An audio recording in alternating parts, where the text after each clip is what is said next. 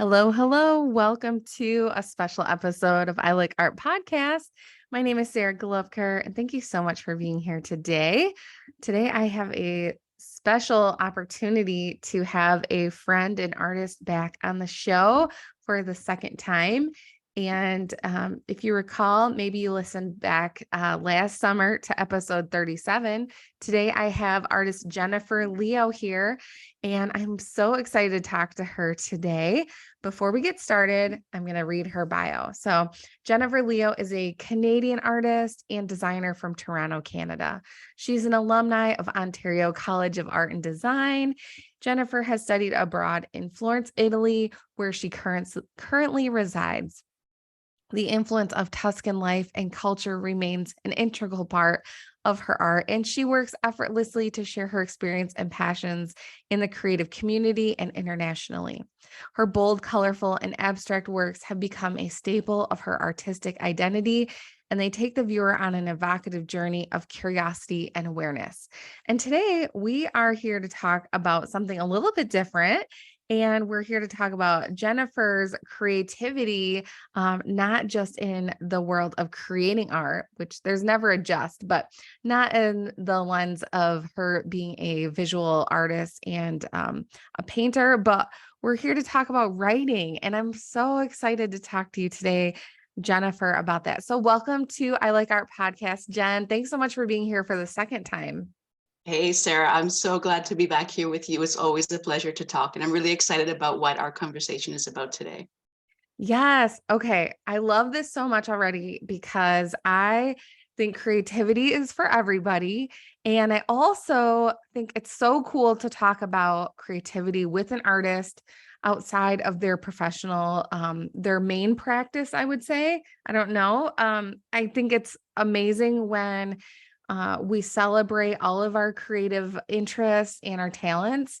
And for you, painting is one facet of your creative practice. So today we're here to talk about writing and writing about our art specifically.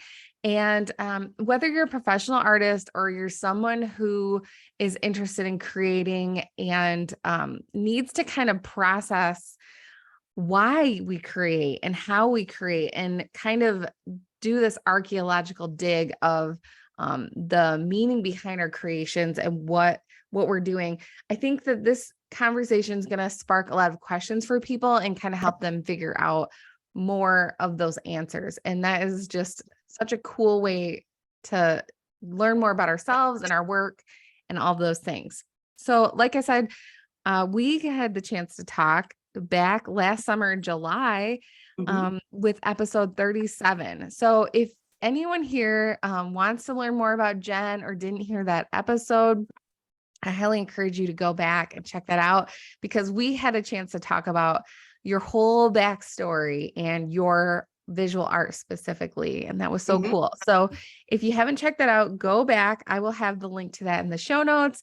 And also check out Jen's artwork on Instagram and give her some love and kind of see, who the voice is, who the face is behind the voice, I guess. I don't know. All right. So today we're talking about how writing is a creative medium, though, and we're celebrating writing. And we're here to also talk about a new offering that you have, or maybe it's not new, but it's an offering that you have for creatives and artists and how you can help them reach that clarity and create the most beautiful artist statement ever. And I had the chance to work with you recently. And so I'm really excited to talk about the process and let's get started. So before we talk about what you're doing right now, how did writing become a part of your practice? And what's your background with writing specifically? Yes, so just to give an introduction for those listeners who haven't heard my story before, I'm an artist and I've been a professional painter for the last 20 years. And I have been over the last 15, 20 years developing my style as a painter. And part of that has also been creating an identity and a style for myself that I can put out into the world. And so when you see my art and you look at my story, you'll be able to make a really clear connection between who I am and what my work looks like and how we talk about our work. And so that's really what we want to focus in on, how we communicate our style, how we communicate our identity as artists. So how I started this was really just over the years, when I was back in art school and when I was developing my painting body of work, I was in the situation, like all artists are, to have to explain what your work is to your audiences. And you have to do that through artist statements, through artist biography, through project proposals. If you want to reach out to a gallery, you need to be able to communicate who you are and what you're doing. So I was really forced under the institution to write about my work, and what it meant. And I'll be the first to say that at that time, and as an art student, I kind of rebelled against it, because here I was doing this bold, expressive work, and I had that kind of story of, well, the work kind of speaks for itself. It's what you feel, it's what you see, it's a visual art. I put myself under that box for a while. But I had to write because, as an institution, and you had to complete my thesis and et cetera, I had to find a way to put it into words. And I realized that one of the reasons I was rebellious against it was because I didn't know yet what my work meant. So I had to go through the process of writing it out, asking myself questions. Why am I doing this work? What does it mean? Why am I using these colors? Why am I doing this style? And I had to discover what it meant for myself so that I could then tell the world what it meant. And going through that process, I came out with an artist statement at that process. I went through the questions, I went through the struggle of it all, and I did come out the other end with some writing. And as soon as I did, it's like the whole world kind of opened, that now I had this tool that I knew what I was doing. I knew what its value was, and I can communicate that. And it helped me to understand my own work better. And I'll say that the work that I developed and the artist statement that I developed at that time, I'm still using versions of it today. There are still parts of my statement that come from that work I did 15, 20 years ago. And so over the years, I've continued to write about my work, and I've continued to write about the pursuit of an artist's career. And I've discovered writing as a tool, as another creative tool. So I express myself through color, I express myself through painting, but I've also started expressing myself through writing. And I found that I'm actually quite good with my words. And I think it comes naturally, but also going through this experience and really going through the questions and the observation, I've developed this technique of communication that really resonates with my peers, with students, with other artists. And so I'm starting to give that back, and I want to open the dialogue about talking about art, because I love talking about art. I love talking to other artists. I love looking at other artists' work and analyzing it and getting feedback from each other. I think that's such an important part, especially when you're out of the art school world.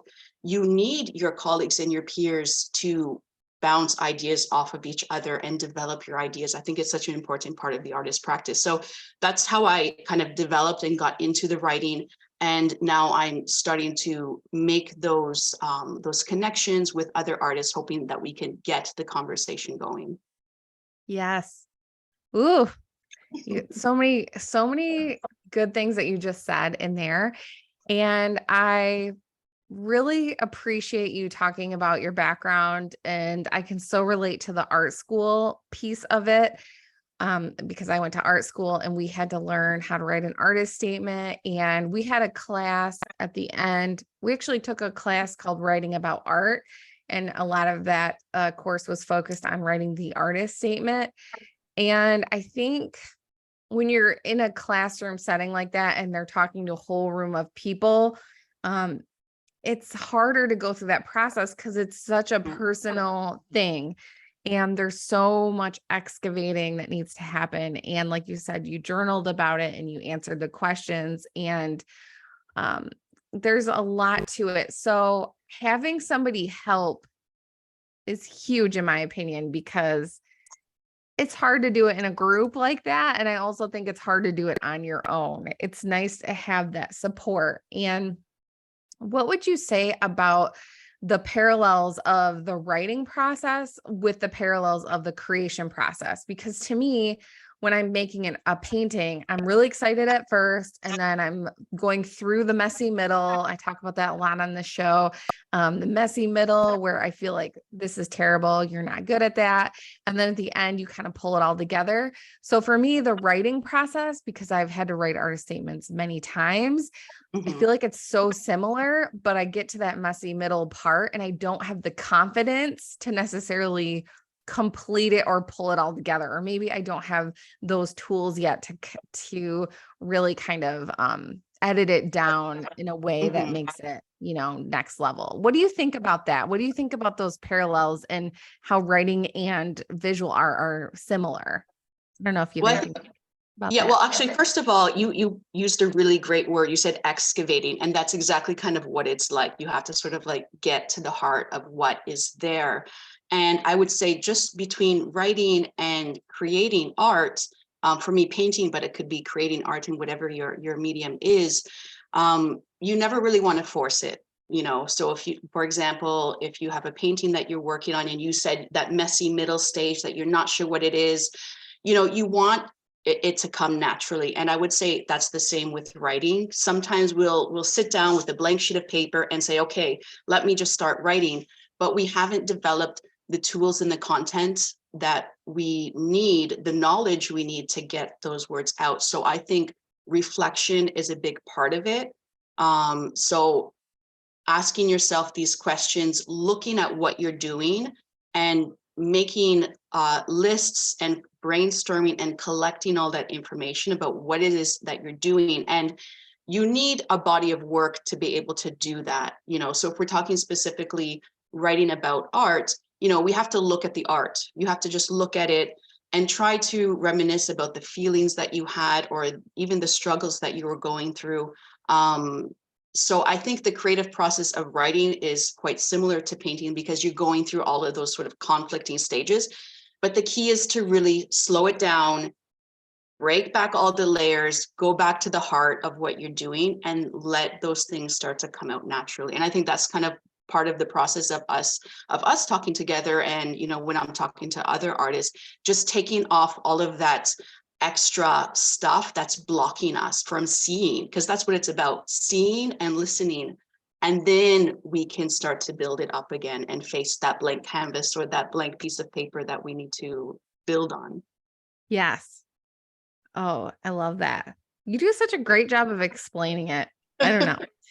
And you really enjoy writing. And Yeah. I think that's so amazing because I feel like we have this idea of writing in general and it's like this dreadful thing, like, oh, I have to write on my blog, or I need to, even if you listen to people talk about writing books, it's like this writing process was such a hard thing. But I love that you brought up that it doesn't have to be if you're not feeling it that day, to take it Mhm. slow and take that pressure off, because you don't have to jump in full tilt every single time you sit Yeah. down to create. So I think that's so cool. And it's just a really neat take on it. And that it doesn't have to be this painful, you don't have to have your head butt up against the wall every single time Yeah. that you write. Take a Okay. step So back, yes. Do you, why, okay, whether we're having, whether you're an artist listening or you're somebody who's creating and you want to do the self excavation, maybe because you're curious, or maybe you want to, communicate with a family member, or you want to write a letter and talk about what you're making, this writing about what you're creating is a cool thing to think about. But why is it important to talk about our work? Why is it important to write about it?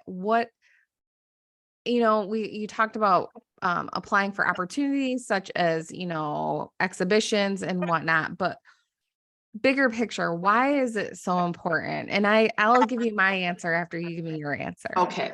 Well, and there's two parts to it, and I think it is hugely important.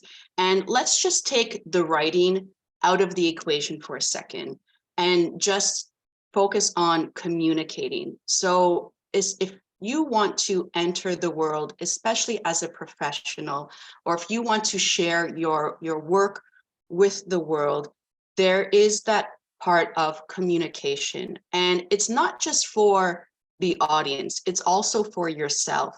When you can get clarity on your own work and your own identity, it is totally liberating.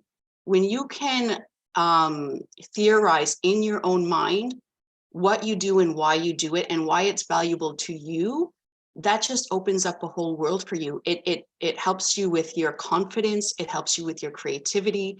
It helps you with your creative block. And we all go through creative block is normal. That's going to happen no matter what. We have to take that stress off to get through those blocks. So I think the liberation that it gives you just for yourself, knowing what your intent and your value is liberating on its own. So that right off the back is the foundation, and on its own, a huge key to this. But then if we are entering in a professional sense, if you want to sell your work, if you want to build clients, especially if you want to be part of galleries, then you do need to have written documents of what you're doing. If you're doing an art fair and you've got a booth and you've got people coming and looking at your work and you're trying to sell, you're going to have to be able to talk about what you're doing. You know, if someone's going to pay you for what you're doing, they're going to want to know, what is this? Tell me about you. Tell me about your work. Your buyers want to know about you and they want to know about your work. There is a huge value there. And if you can't talk about it comfortably, that's really going to hold you back. It's going to hold you back for yourself, and it's going to hold you back for the opportunities. And then the layer of writing comes into it, that it's just, a matter of fact, in a professional sense, you're going to have to write if you want to apply for submissions, get your work published, be part of galleries. You're always going to have to be writing. And you need to know that for all of those first questions and those first steps to be able to write. So just part of a business practice in that second part, it's hugely important to build your professional practice. Yeah. There's so many reasons. And I love that. And the first point that you made about how it helps you gain clarity on why you're doing it, it provides such a clear roadmap. So, after talking to you, because I had the opportunity to work with you and go through this process, you helped me write my artist statement.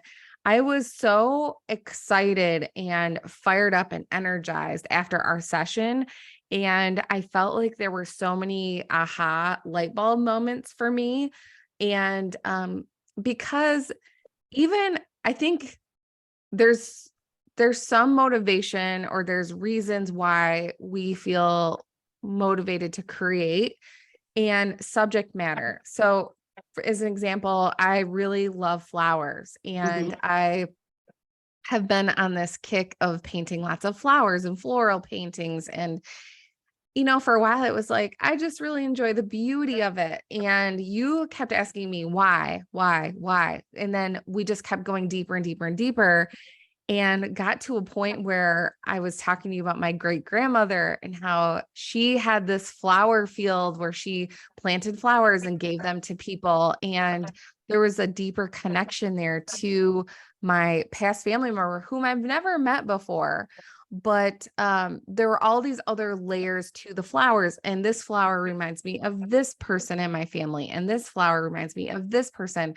And to have made those connections where if I just come to my studio and I'm seriously happy to paint anytime, it doesn't have to, I don't suffer from artist block often. Now that I say that, I need to knock on some wood, but now that I have realized and learned more about myself and this further meaning, it has enriched my practice so much more. And it has motivated me to show up on days where I may not feel as motivated. So it is truly, if you can create this artist statement that gives you that clarity, it can provide such a beautiful roadmap.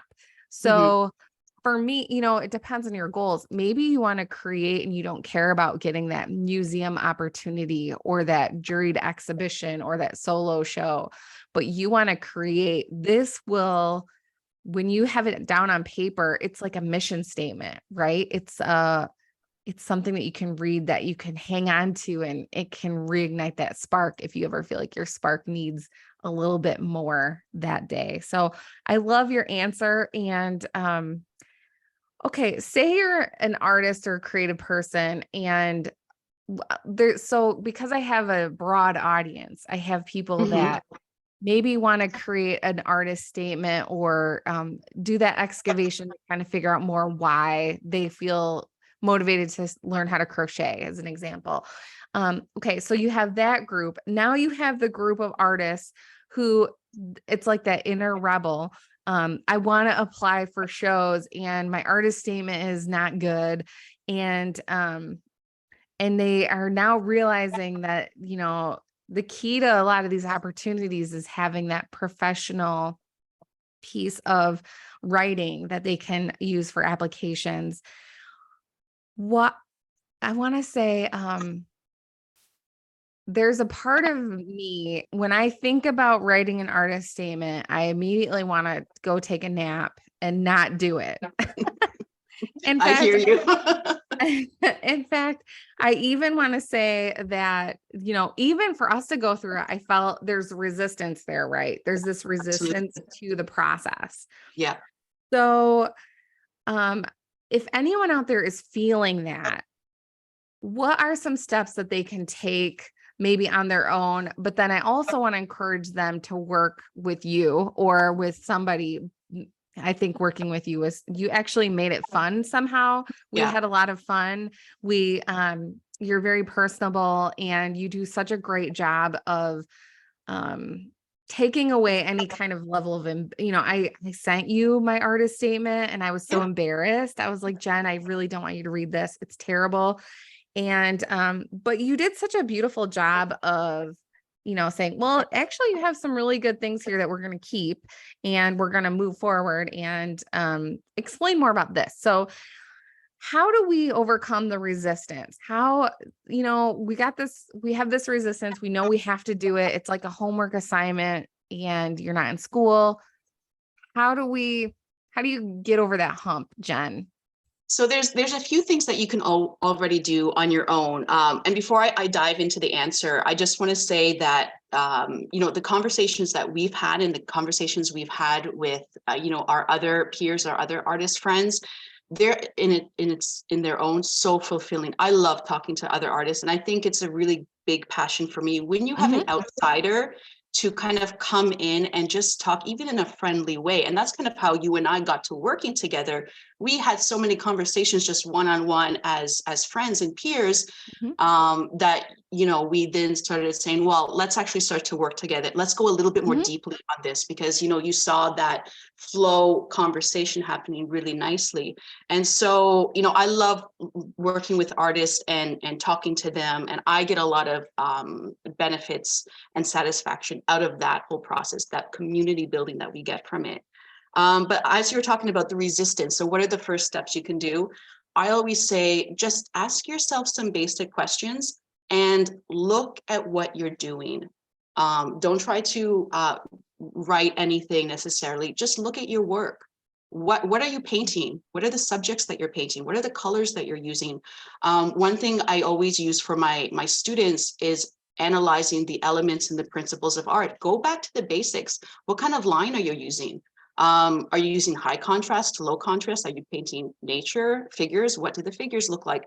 Just look at your work and make points about what you're already doing. Do you notice patterns in your process? Do you notice patterns in your style, in your size? Whatever it is, try to figure out what you're actually doing just by observing, and then sort of ask yourself, well, when did I start doing this? Why do I start doing this? Am I doing this intentionally? Because I'm noticing that I'm always repeating these aspects of my work. What could this mean? So I think the first step is just pulling back the layers again, observing, and then try to make sense of it, and jot it all down, do some brainstorming, and just sort of get all this information out of you. And that'll give you the content and the information you need to then take that and express it. And sometimes I also say to people, if you find writing difficult, take a voice conversation about yourself, have a conversation with someone and have them ask you the questions and you just answer them in a casual conversation.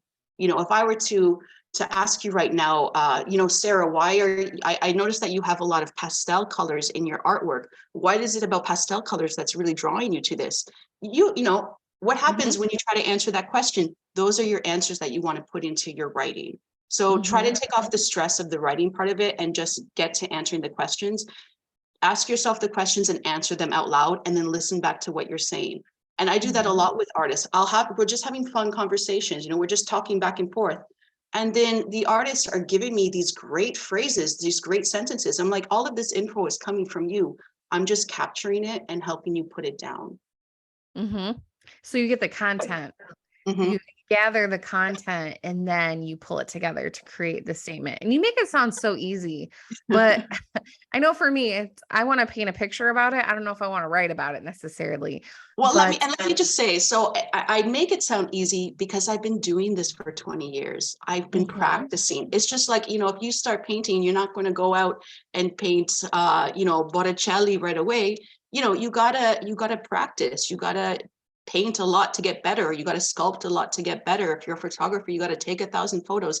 Writing is the same way. We can't think that you're going to sit down and write a statement and it's going to be great. You're going to love it. You got to do it a lot. So you got to write it, rewrite it, edit it, maybe get some help. It comes from the practice. Like I said at the beginning, I have been writing about my work since the beginning of my practice 15, 20 years ago. So I have all of this experience to back me up, that now I can come out with confidence, and it's great for my own work and my own practice, but now I can start to give that back to others who are where I was back then. So yes, I have that confidence and that skill. It's all great, but it's just because I've been working at it, and anyone can do it. You just got to do it. It's a tool that you have to work at. Oh, I love that. It's like anything, practice, right? I tell my kids that. It's like, you want to get better at basketball, you got to get out there and shoot. You got to practice. Absolutely. So, okay, I have a question for you about artist statements. I need you to answer. Now, when I went to art school, I don't know if it's a matter of trying to prove myself or being in academia. I don't know what it is, but the need to use large words and an enhanced vocabulary in our artist statements versus, I don't know if now, I went to art school, I graduated in 2005. So yes. So 20 years later, approximately, are the artist statements more casual, or am I just that far removed from the academic world, or the more, I don't know if it's the museum, if their artist statements have more of this higher level language where I want to say the everyday person may feel like they don't understand it. Where is it now in today's day? Is it more about communicating in a way that everybody can understand it, or does it depend on the situation? What do you think about this? I think the best is just to use your own voice. Don't try to speak like somebody else. Don't try to make your artist statement sound like it came out of a professional gallery, or use big words because you think you have to use big words. Use your own vocabulary. Use your own voice. I like to read statements that when I read it, I feel like I can hear the voice of that person. So yeah, if you have someone from a museum or a curator, of course their statements are going to sound academic because that's their education. They've probably written thousands of them. So of course they're going to be at that level. We can't expect that an emerging or mid-career artist are going to come out with these really academic statements. First of all, they're not going to be honest. And let me tell you, you can see right through those statements. If I'm reading a statement, I can tell that they're just trying to make it fluff up. And sometimes you can read a statement and I still can't visualize in my head what that artwork looks like. When I read a statement, I want it to trigger something inside my mind that I can picture what to expect from that artist, almost Mm-hmm. want to use your words in a visual way to tease the audience as to what they're going to get. If I read something and then I look at your work, I want to see a connection there. And when I read it, I want it to make me excited for what I'm going to see. So there has to be a connection between the words you're using and the visuals that you're using. And I also want to take a moment to say, look, we're artists, so we don't need to follow rules. If you want your artist statement can look however you want. You can go against the rules. If you want it to be a poem, it can be that. If you want it to be, 20 words, whatever, your statement can look whatever it is, as long as it's in line with your intent as an artist. Okay. So as long as it's honest, that's what we want it to be. We don't want to be someone that we're not. Use your voice, use your vocabulary. If you're not comfortable talking in a really high way, then don't. Talk in the voice that is you and is comfortable, and that's going to be the most effective. Oh, that's so good. That's why you're here today, because I know there are other people that help artists with their artist statements. And I think it's just a matter of finding the right fit and finding the right kind of service that you want. So there are definitely people that will take your current artist statement and edit it and, do the revisions. I like to think of when I worked with you, it was, and I know you have different levels of working with clients, so we can talk about that in a minute, but I just love that you kind of have this, this buffet where you can pick and choose what type of experience you want to have. And for me, I'm trying to think about, in the modern day as artists, we're creating content, and this is a piece of content that's very personal and speaks to our work. For me, talking on a podcast and using my voice is an easy form of creating my content and talking about my work and my practice. I'd like to think of myself in the future as a blogger because I have ideas for my blog, and I love how you give permission to, you're not going to be great at it at first, but just to work at it. And that's something that I want to pursue.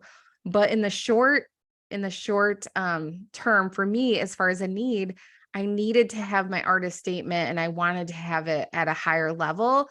And so working with you has cut out a lot of those hours and hours and hours of practice. And I've created artist statements over the last 18 years too. So, I've worked on that, but working with you has really helped me take my artist statement to the next level. So I think that it's an example of kind of realizing what your strengths are and also giving yourself permission to have a little bit of help and work with others.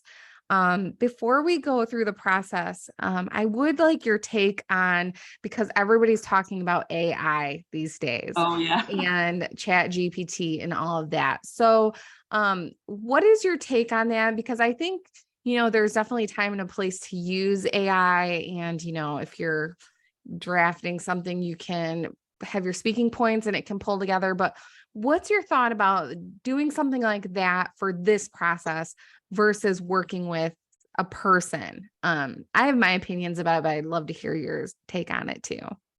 I guess my opinion is we don't want to, we still, even if you're using AI, it's only going to give you what you're feeding it, So you still need to know what you're doing and what you represent, because it's going to act like a mirror. You feed it this information and it's going to relay it back to you in a more cohesive way. So you still have to feed it that information. And so you still need to be able to talk and communicate and get those patterns across. And I think going through the process, whether it's with a person or a technology, you still need to do that practice. You're still, even if you are working with someone to get you through the initial stages, going through that practice, even with someone or something holding your hand, you will start to get better. Okay. So it's just like using an aid going through the process. You're still going to have to write and talk. If you're out at an event, you're still going to have to talk about your work. If a potential buyer comes up to you and says, hey, can you tell me about how this was made? You're still going to have to be able to talk about it. You're not going to be able to hide behind other people's words or other technology forever, Yeah. so you still need to unlock this discovery of your identity, and then the technical part of it, the writing, all of that. Yeah, you can use aids and you can use coaches and you can use other people to help you get through the stages, to help you get better, to help you improve. Like you said yourself, that you've written statements before, but it really helped us working together, giving you that push. And then once you have something to work with, once you have this contact and all of this content, you can then work on it in the future. And you're also giving yourself time to develop it and get better kind of naturally. So, we use technology and we use all of these other things, but they're aids, they're tools, they're not doing the work for us. Even when I'm working with someone, like I can have these conversations with you and I could give everything back to you, but I'm just a mirror, I'm giving you these things, but at the end of the day, you still need to take it all and make sense of it and put it into your work. And you have to do that by practice and showing up and, going through those steps. Right. Well, that's good. There's no easy button, right? No, there's no easy way. Like it takes time. It takes time and it takes dedication, and you have to really love what you do. You have to, and that's why I always go back to being honest with yourself. You can't fake it. Well, you can, but if you want that real value, people can see past that, and when you're being honest, and you're really sort of sending your message in a sincere way, that's going to be more meaningful for you, and it's going to be more meaningful for your audience, and that's going to give you the longevity. Okay. Yes. So you have to do the work. Spoiler alert, we all have to do the hide work. from the work. Now, Jen, I will say, and I think people say that Canadians are so nice, and you're definitely one of them. You are so nice. We've gotten to know each other through Celine Gabrielle's pep rally group. You and I have been in the same group. It will be 2 years in January. Yeah. Oh my God. And so if you guys aren't familiar, I'm going to have Celine Gabrielle as a link because you need to go check her out. She's an artist. She hosts these pep rally groups, and I think maybe this fall she'll be starting again, but it's like a mastermind. You meet, there's 6 exactly. artists, and you meet. That was once a week for a month. And Celine facilitates the meeting. And then it's like you just don't know who is in your group. Yeah. And I think our group is amazing. We were amazing. Yeah. We've developed, like you said, it's been 2 years, and, you and I, and also a group of other amazing women we just developed a bond, and it's a space where we can talk about our work, talk about our struggles, talk about our success.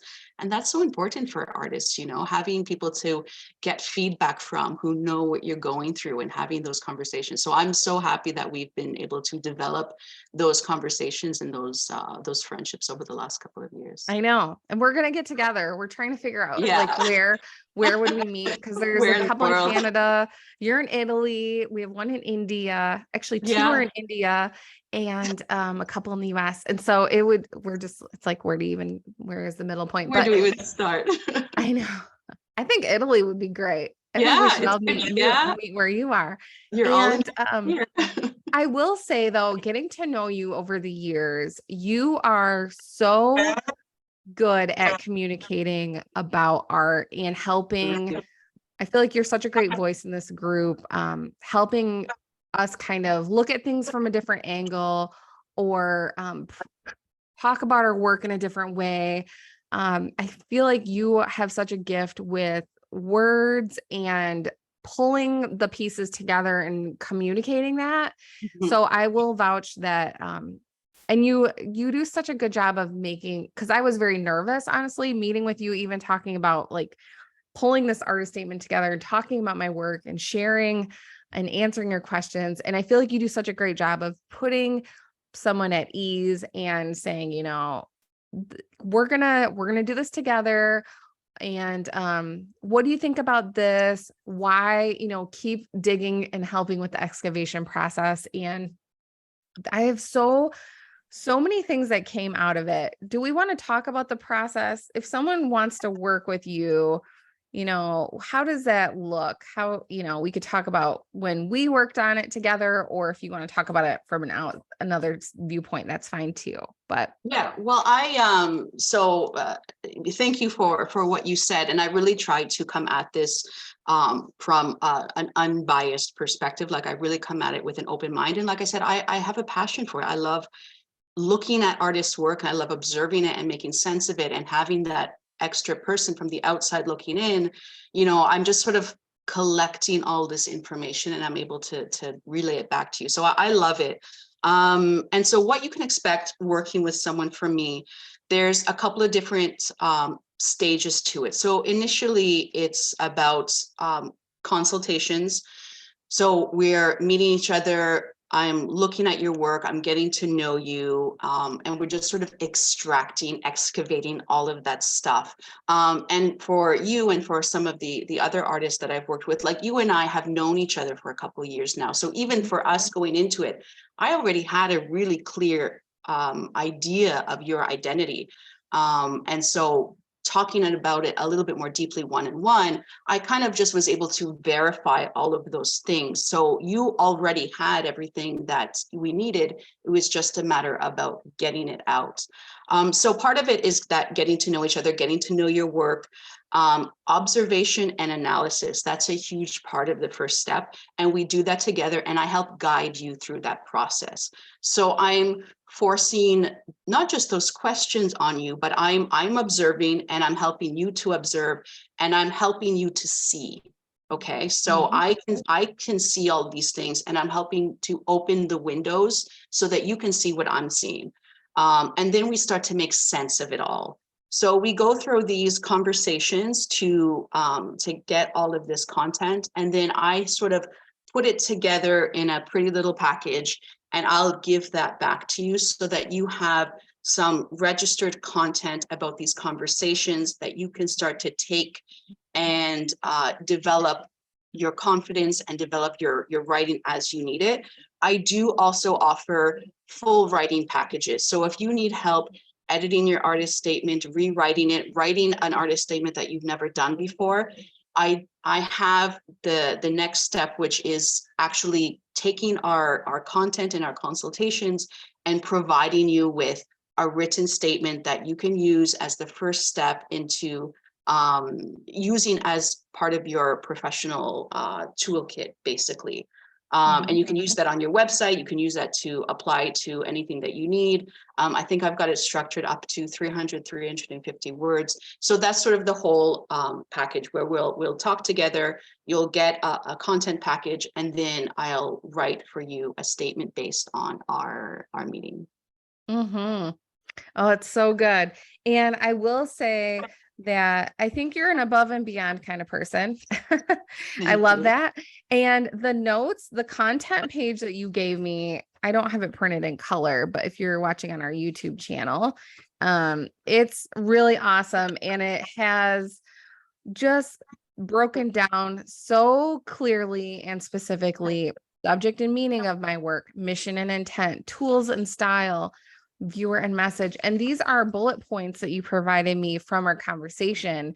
And it is so good and definitely helpful because I know when we were talking about different things you were asking me, I was having a hard time articulating, well, why is it nature, and here you have nature's the protagonist, having grown up around nature and the country landscape. We talked about all these things, and you really helped me pull together. Okay, well, because I'm surrounded by this environment, that's why I feel inspired to paint it, and that's okay. And it's just so awesome. And so I love that. I love the content that you provided me. It's also giving me ideas for even like social media content or blog posts that I could write, talking about beauty. Beauty is a feeling. And that's something that we talked about. And it was like, why does beauty matter to you? And beauty is getting joy from the things around us. And I think that's so beautiful. And I could create, an article or a reel or a blog post or an Instagram post about just that one specific thing. So I have this whole treasure trove of all the things about Sarah's art. And I think it's so awesome to have this, because this piece of paper alone, if you had the bullet points, I could go in and I could write my statement. Now, I did go for the deluxe package, and I'm so grateful for that because it's so beautiful. And there's just the way that you have woven all of these different facts about my work together. It's perfect. It's so good. And I really try to channel the artist, and us getting to know each other helps me to do that. So I'm not coming at it from my point of view. I really need to sort of channel the artist and use their voice. That's really important to me. So I think part of that is what makes it so valuable. I'm going to put you on the hot spot for a second. So now that we've worked together, and I think we discovered a lot about your work, and I discovered new things about your work. Like I said, I already had an idea of your style and what it kind of meant, but I think we sort of unlocked a few things. So is there anything that you can share that you maybe unlocked from our conversations in this process, that you discovered a new point about your own work that you didn't think about, or you didn't realize that was present before? Oh my goodness, there were so many things. I wish I would have recorded a video or something right after we met, because I was so charged and energized after our conversation that day. I really, so like I said, I felt like, oh, I'm painting flowers because I'm interested in them, and I want to create beautiful images because I like beauty and beauty is cool. There's so much more to it. And really learning about those aspects, why I'm drawn to nature, why I'm drawn to painting flowers, what it is about the flowers, how I want to talk about, we talked about little houses and structures and how they can reflect the soul and the person, and incorporating that with nature. And it's like we almost came up with ideas for 3 different bodies of work during the session, which was really, really cool, because now I kind of have that all sorted out, and I can focus on, instead of kind of doing all of those things at once, I'm focusing on this body of work. And use of color. I think I've always liked working with color, but the specific questions about color and brush stroke, and why using broader brush strokes and texture, and why those things matter, have really helped me. It just has helped me think about my work on a deeper level, and has provided a new sense of direction for me and purpose. And I think that because, especially after being a professional artist for almost 2 decades now, finding deeper levels of purpose is what's going to keep me moving forward. And it's not all about the sales, right? Because if we did this for the money, there would be seasons where you would just quit because the money ebbs and flows. And so those were some big things for me. And also just being more accepting of what I'm drawn to.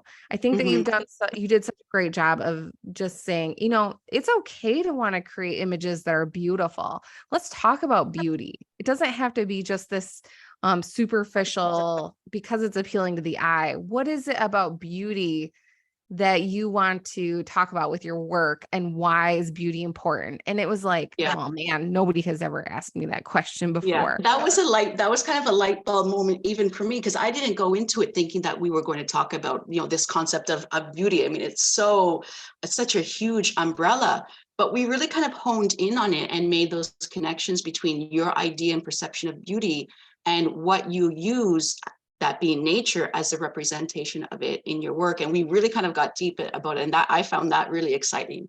And I hope so that, and like how I do with my work, now that you have this, you can use this as fuel and put that energy back into your work. When I have my own artist block, and with painting, like I've been doing this for 20 years, and I still go through phases where I'm like, oh, what does it all mean? Like, what am I doing? I'm so like bogged down. Like, why am I doing all this stuff? And we get really caught up. We'll go to outside sources. We'll go to the internet, we'll go to Instagram, we'll look at photos of other artists, and we'll try to like regain this information, this inspiration. And I'm trying to, and I've started to stop myself, and I go back to my own artist statement. So when I feel blocked, I go back to my artist statement and I read my words that I put down when I had mental clarity. And as soon as I go back and read my own words in my own journals, in my own writing, I'm like, oh, yeah, that is valuable, and that is why I'm doing it, and that's still relevant, and that is actually what gives me the fuel. So now I'm so glad that I could share that with you, so that now you've got all of this content that you can use as fuel. And when you're feeling doubt, or you need to start a new body of work, or you're not sure what you want to work on, you can go back and review all of these words and help that fuel you to go back and put that energy into your painting where it needs to be. Yes. It's not all about, because originally I thought creating an artist statement was for applying for these juried opportunities, to give hand to a curator to consider for showing my work, for the collector to make the connections, to want to, further connecting my collectors to my work, and helping them understand my work on a deeper level. But now I'm realizing, although all of those things are important, what you just said is even more important. That, I love this statement so much that I'm going to frame it and put it on the wall of my studio as like my mission statement, and I'm going to read it. And I think every artist, if they could have that to hang on to, that we would have even, all of our artists would improve, and their work would get deeper and richer. And also more artists would stick to it and not maybe give up or take a break or consider themselves blocked. Maybe this is such an important tool to help artists keep going and to further develop their practice. So absolutely, I think that is the surprise for me working with you was, after we left our session, I wasn't excited about applying to more juried opportunities. I wasn't more excited about my next solo show, having that already crossed off the list. And those were the things that I thought I was going to get out of it. But surprise, I actually have a more deeper love with my work, and it's a deeper connection. I wish I could find the sentence about beauty in here. Just, I'm going to post my artist statement on my website, and there will be a link to it. And you guys can read my artist statement. And truth be told, this is an artist statement that Jen wrote. We co-wrote it together, or Jen wrote it mostly. And it is, I read it and it's like, I don't know if I think I said that. And she put that in there so effortlessly. And it's perfect. I read it and I was like, yes, this is exactly what I wanted to say. And this is not like a paid thing. Jen's not paying me. I'm not an affiliate of Jen's. I am a huge fan. And after we worked on this, it was like, yes, I need to have you on the podcast because we need to talk about this. And, for those of you who aren't professional artists, writing about your creativity, writing about why you want to dive into this new recipe book, and journaling about that can really help you learn more about yourself and really deepen your interest in this new creative pursuit, and prevent you from not, from getting bored with it, maybe. Yeah.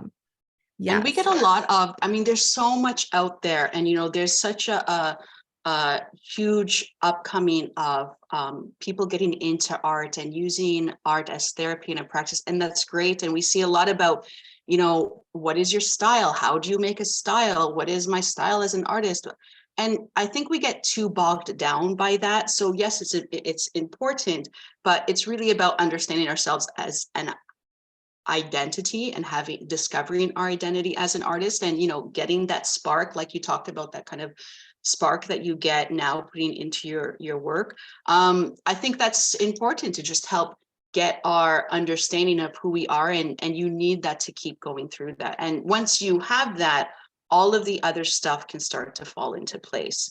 All of that professional business stuff, biographies, statements, proposals, you need to get a grant, all of that stuff will start to happen easier when when you have confidence in what you're putting out there and what you're doing. and then you just sort of knock down the steps because you have that deep inside you, and you need it. Like I said before, the longevity, that's what it's about, because it's not easy. You got to stay with it, and it's only that having that sense of confidence and security in what you're doing that's going to keep you going and get through the ebbs and the flows of it. Mm-hmm. I just feel like after going through this process with somebody, you're the kind of person that's going to stay connected to them, or you're going to have this new connection where maybe you check in on them once in a while, or they can share things with you. And it's a cool entryway into like a mentorship almost. Or it's nice to have an artist in your back pocket that understands you. I felt so understood. I felt so accepted, and I don't know. I just felt like you have such a great calm energy to you where it's like, okay, we don't need to be frantic about creating this artist statement. We're going to go step by step. We're going to, make it yours. And we're going to, really figure out what your art is about. And I think that, the scariness of having to have those answers is Yeah. gone when you have a friend that you can work with that can help you. So I think that you just do such a beautiful job of that. And, I had a couple other things I wanted to ask you. I'm trying to think of what they are. But okay, so I want to circle back to the beginning when we talked about you're a painter. You also teach art and writing. So do you feel like after working on your writing and becoming a more skilled writer and now helping artists with their writing, do you feel surprised that writing is another creative avenue for you? Do you feel like overwhelmed by that, or are you embracing it? What do you think about that, and how as a creative you are not doing one thing, you're doing a few things, and how does that kind of feed the other parts of you, or how does that help complete you as a creative person? I don't know. What do Well, you think? I've always tried to follow my instinct to create, and I've always had an instinct to create. So yes, I'm a painter by practice, but I love to create in a lot of different facets of my life. And so when it came to the writing, it's something that I didn't necessarily intentionally try to get into. I just started doing it and then discovered that I was getting a lot of satisfaction and fulfillment out of it. And so I embraced it. And I found that there were moments that, especially moments that maybe I was blocked in painting or blocked in another way, if I stopped myself and allowed myself to write it down, it kind of came out a little bit more clearly. And that gave me the confidence I needed to get through the next parts of the project. And so I just had to embrace it, but I just follow what I think comes to me naturally, and I think that's really been the key, not trying to force things. And also, working with others. Like I get just as much out of this as the artists that I work with, that sense of building community. And like you said, yes, I teach art, but I don't really, I consider myself more like a mentor. I like to move alongside people to help them through the process, more like a mentor. So just recognizing those things in myself, and like you said, embracing them. Oh, I see. I love that.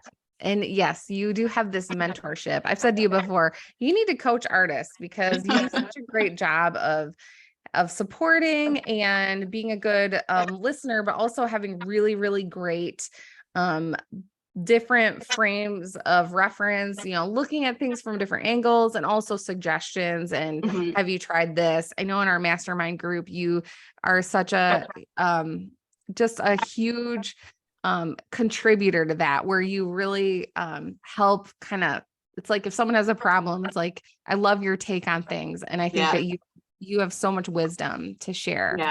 Trying to make sense of it, and it helps having and that's why our groups are so great. When you have a community of peers and friends that you can shoot ideas off of each other, you see things that maybe you didn't notice, and we get so focused in our own work, it's really hard to look at your own things objectively. You need someone else. You either need to stand back and get out of it for a while and look at it with fresh eyes. Like, how many times are you working on a piece of art and you just need to like put it away and then come back to it a day or two later and you see it completely differently?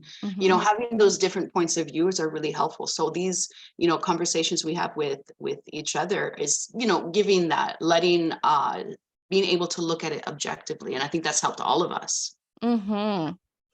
Oh my goodness. Okay. So there's so much power in creating this statement. And this is one last thing I kind of wanted to ask you about, but do you feel, so I go on Instagram and there's a lot of artists on there, but don't you feel there are certain artists that you find that know exactly what they're doing. Like they have this artist statement. They don't even have their artist statement posted, but you can just tell that their work is so cohesive and they're so confident in creating what they make. Maybe their work is like no one else's that you've ever seen. And it's like, how did they get to this point where they're so laser focused and there's so much consistency there and style, and they just really seem to know what they're doing? Do you think that that's a result of going through a process like this? Because I feel like before I even talk to you, I have all these different ideas, and now I kind of feel like, okay, now my ideas are organized in a way that I can pursue this body of work for a while and then maybe create this new body of work for a while, but I also have a firm understanding of what I'm doing. Do you see that too? Do you see, because now I feel like I have this statement. I'm like, watch out, guys, because I'm moving. I know what I'm doing now, guys. Do you sense that too? First of all, I think it's important that we pull off the veil a little bit with this social media. I think it's way too easy to get bombarded with everything that's out there looking perfect and pristine. And even if it's not perfect, we look at everyone else as they have it all together. They're cohesive, they're confident, and I don't know what I'm doing. I guarantee you those artists are going through the same things. You know, people like you and I who have been doing this for a couple of decades, you know, we still go through those highs and those lows. A career as an artist is not clear cut, always up. You know, it goes up and down, and you have moments of insecurity and moments of strength. You need to continuously build yourself up, even when you've been doing it your whole career. It's never always positive. So we need to be really careful with social media of comparing ourselves to those things and like thinking that they have it all together and I don't. For sure, they go through their own weak moments. Everyone does. I go through it. You go through it. If someone's got 1 million followers, they go through it too. So let's just be honest with ourselves and say, like, this is only a veil that's putting up the best part of us on the surface. It's only a facade. We all go through it, you know? And so I think it's important to look at it from that point of view. And then just doing the work, like we said, you know, the more that you work, the more that you build up your body of work. Because I think a lot of people come at it as they start out and then all of a sudden they want to have this developed branding and style and they want it all to make sense, but they've only been creating for 6 months. Well, guess what? You gotta keep going a little bit. You know, you gotta build up your experience. You gotta build up your practice. You gotta build up your skill and make a lot. You gotta make a lot of work. And when you make a lot of work, then we have something to work with. Then you're gonna see the patterns. So even if you put out into the world what looks like a cohesive body of work, behind that cohesive body of work is all of the pieces that didn't make it to the Instagram reel, you know? Yeah. Like there's a lot behind the scenes that didn't, we only put up the best of it, but you have to do a lot of it to get that body of work. So you need to have a body of work in order to take it to the next step. So we also don't want to push people to try to get to the finish line before that they're ready. And if you're not there yet, like working with someone like you, you had a lot of experience and a lot to bring to the table. So we could really get deep into it. If you're someone who's just starting out, if you've only been, you know, creating art for a year or 2 years and you're still only building that body of work, we can still help each other. We can still analyze and try to make sense of what your future intent is, and what is the work that maybe you should be focusing on or concentrating on, or start to pick out the patterns even at that early stages. So if all you really need is just a consultation, a conversation to help you keep on the early stages of your path, Mhm. but you got to do a lot to make that body build. Yeah. Oh, that's so good. I love your answer so much because it's like, man, you really know what you're talking about. Jen, you really, I mean, that's just awesome. And you're right. The social media veil is true. That is, I don't post everything that I make anymore either. And part of it is like a time thing. And part of it is, yeah, if I want to highlight this body of work, then the fun things I do on the side, I just kind of keep for myself. And that's totally healthy and fine to do that. So, okay, I have somebody who's interested in working with you, and how would these interested listeners, how would that work? They meet with you. You're in Italy, so I didn't fly to Italy to do this, although I wanted to. But how does this work? What are your packages kind of like?